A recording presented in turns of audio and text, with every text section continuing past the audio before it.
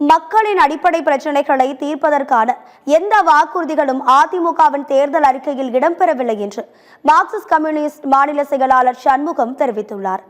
ஜாதிய ஆணவ கொலைகளை தடுக்க சட்டம் கொண்டு வருவதற்காக ஓய்வு பெற்ற நீதியரசர் பாஷா தலைமையிலான ஆணையத்தை தமிழக அரசு அமைத்துள்ளது. இந்த ஆணையம் சட்ட வல்லுநர்கள், முற்போக்கு சிந்தனையாளர்கள் உள்ளிட்ட பல்வேறு தரப்பினரிடம் கருத்துக்களை பெற்று வருகிறது. இந்நிலையில் இது தொடர்பாக மார்க்சிஸ்ட் கம்யூனிஸ்ட் கட்சியின் மாநில செயலாளர் சண்முகம் தங்களது கருத்துக்களை மனுவாக வழங்கினார். தொடர்ந்து செய்தியாளர்களை சந்தித்த அவர் நீதியரசர் பாஷா ஆணையம் சிறப்பான சட்டத்தை உருவாக்கும் என்று நம்பிக்கை தெரிவித்தார். மக்களின் அடிப்படை பிரச்சனைகளை தீர்ப்பதற்கான எந்த வாக்குறுதிகளும் அதிமுகவின் தேர்தல் வாக்குறுதிகளில் இல்லை என்றும் விமர்சித்துள்ளார்.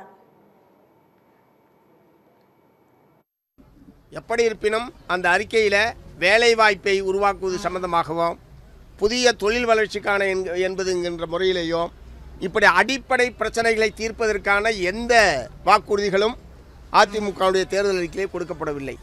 மக்களுக்கு ஃப்ரிட்ஜு கொடுக்குறேன், ஃப்ரிட்ஜில் பணம் வைக்கிறதுக்கு ஏற்பாடு பண்ணுறேன், அடுப்பு வைக்கிறேன், சமைக்கிறேன், இந்த மாதிரியான தன்மையில் தான், அதாவது குறிப்பாக பெண் வாக்காளர்களை ஈர்ப்பதற்கான முறையில் அவர்கள் கூடுதலான கவனம் அதில் செலுத்தியிருக்கிறார்கள்.